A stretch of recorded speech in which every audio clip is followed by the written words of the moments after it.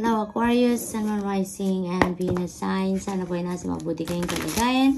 My name is Susie and welcome back po sa Star Tarot. Ito po ang inyong monthly oracle messages po for September. At maraming salamat po sa inyong suporta sa ating channel. Kung bago po kayo dito, welcome po. At kung hindi pa kayo nakakapag-subscribe, subscribe na kayo para updated kayo sa mga readings. Paalala lang po na general reading ito kaya hindi ito magre-resonate sa lahat. Kunin nyo lang kung ano ang sasakto sa inyong sitwasyon. Kung hindi po mag-resonate sa inyo, panuorin po ninyo ang inyong Moon, Rising, Venus signs dahil po nandun ang mensahe na para sa inyo. And of course, maaari pa rin ninyong i-claim lahat po ng positive energies na mapipick up ninyo sa reading na to. Maaari din ninyong isulat yan sa comment section sa baba ng video. Thank you. Tignan po natin kung anong mensahe sa inyo ng spirit through the trinkets.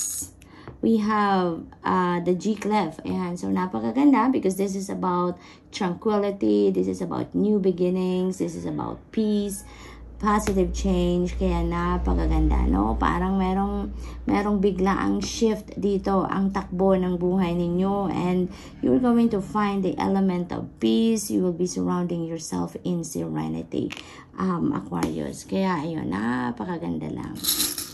What else? We have, well, okay, butterfly, change and transformation. So, my positive change, may change transformation. So, definitely, napaka-imminent ng pagbabago, no? And we have the owl. So, this is about change and transformation then. And this is about intuition. So, sa pag-navigate ninyo ng mga pagbabagong ito sa buhay ninyo, Aquarius, you are divinely guided, no? Kaya napakahalagang pakinggan ninyo or i-access ninyo ang mga intuitive messages na dumadating sa inyong intuition, okay? Dahil ginagabayan kayo ng Panginoon. What else? We have get laser focused, Azurite. Ayan, so get laser focused. Tanggalin na yung mga pagpo-procrastinate ninyo, tanggalin na yung mga yung scattered mind, ano, kasi parang ang iba sa inyo dito all over the place kayo ang isip ninyo kasi maaring meron kayong mga anong tawag dito, confusion, naguguluhan kayo, maybe, kaya ngayon, ano ninyo yan, baguhin na ninyo yan, yung wag na kayong maguluhan, no, bagkos, tignan ninyo ang all four corners of your situation, no, para mas makapag-isip kayo ng maayos, para makapag-focus kayo kung ano talaga ang kailangan ninyong tignan sa inyong sitwasyon and get laser focused, okay? What else? We have stay positive, Populite, ayan. Stay positive, tanggalin na yung mga negative mindset, no? Kung ano man yung mga hindi magandang iniisip ninyo na baka may mga what if pa kayo, may mga ifs and buts pa kayo, no? Linisin nyo na yan as much as possible. Aquarius, tanggalin nyo na yan because that will just serve as a blockage. Mas lalong maguguluhan ang isipan ninyo kung nagfo-focus kayo doon sa mga negative thoughts, no? Stay positive, just think of the positive things and magagandang bagay na maaari ninyong gawin para mas maging maganda ang inyong sitwasyon, mas maging maayos ang pagro-roll out ng mga plano ninyo, yung mga ganon, and so that you can also expect positive outcome, diba? Sa kung ano man ang mga gagawin ninyo or ano man ang mga plano ninyo.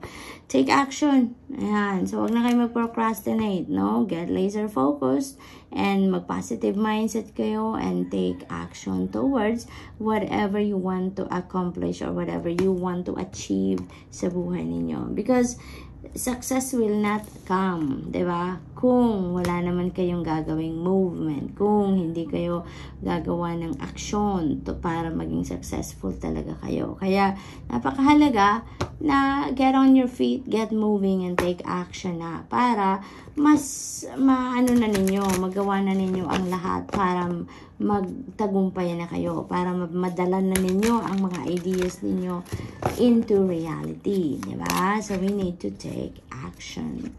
What else? We have love and and acceptance. Ayan. Keep your hope and faith alive, no? Aquarius, sa mga gagawin ninyo. Wag na kayong magpatumpik-tumpik pa. Asahan na lang ninyo kung ano ang magandang maaaring maging resulta ng inyong mga ideas. You know? So just hope for the best. Always hope for the best.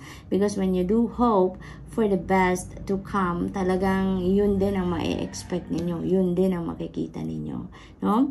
Love is yours. Recognize your divine worth and choose loving thoughts. Instead na negative thoughts, ang alagaan ninyo sa isip ninyo, tanggalin ninyo yan at palitan ninyo ng positive and loving thoughts. Okay? We have Uranus, life force, express your driving passion, sensual and sexual powers are increased. Ayan. So, para naman yan sa inyong mga, tawag dito, may mga karelasyon, no, nasa loving, romantic relationship. Ayan, that is for you. So we have inner strength, move back to wholeness, recognize that you have the power. Ayan, so take action na ngayon, Aquarius, dahil alam nyo naman na you have all it takes to be successful. You have all it takes to accomplish and achieve what you really want to achieve sa buhay. You have that power. Kailangan nyo na lang na gumalaw. Kailangan nyo na lang na tumayo at gumalaw, no? At makikita ninyo na you are powerful talaga.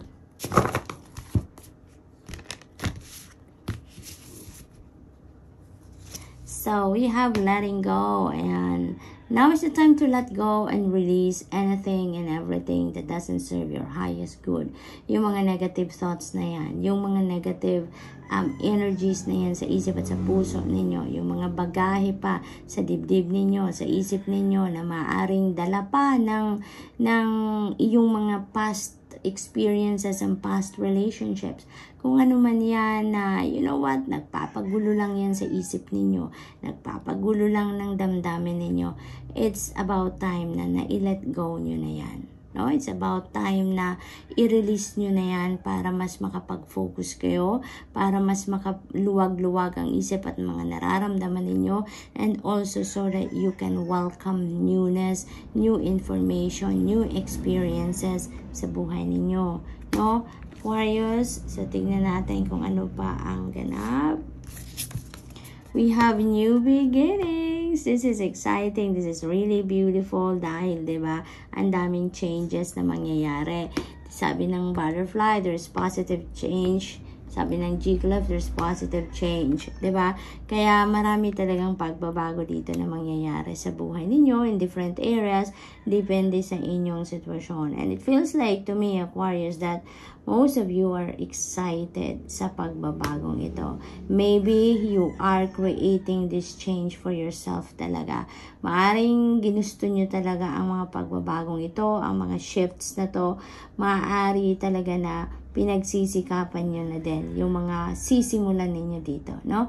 Yung mga plans ninyo, you are really going to take action, and it feels like to me that sisimulan nyo na talagang gumalaw, sisimulan nyo na talagang gawin ang mga bagay na kailangan ninyong gawin, and prepare yourself para makarating na kayo doon sa tagumpay na ine-envision ninyo for yourself. So, this is really beautiful. It feels like to me that there is a bright future ahead of you. Yun ang aking naririnig. Yun ang pinapakita sa akin ng new beginning na to. And it feels like it's going to start now, Aquarius. When you take action, ano, parang magsisimula na kayo ngayon. Para kayong gagamba na magsisimula na kayong mag-weave ngayon ng isang magandang future para sa sarili ninyo, Aquarius.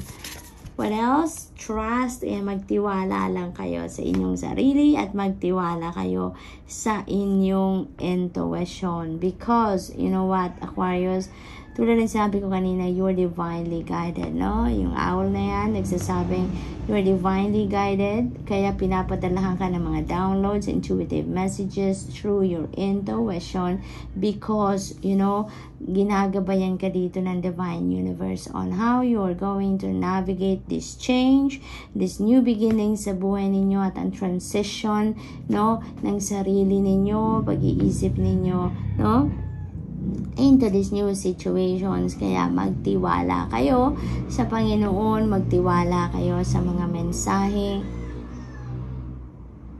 mapipick up ninyo from your intuition, Aquarius, kasi yun ang magkikip sa inyo in the right direction, yun ang maglilid sa inyo to the path where you need to go. Okay? So, good luck. And that's all I have for you for today. I hope nakatulong ang mga mensaheng ito in some way. Thank you for watching. Love and light. Namaste.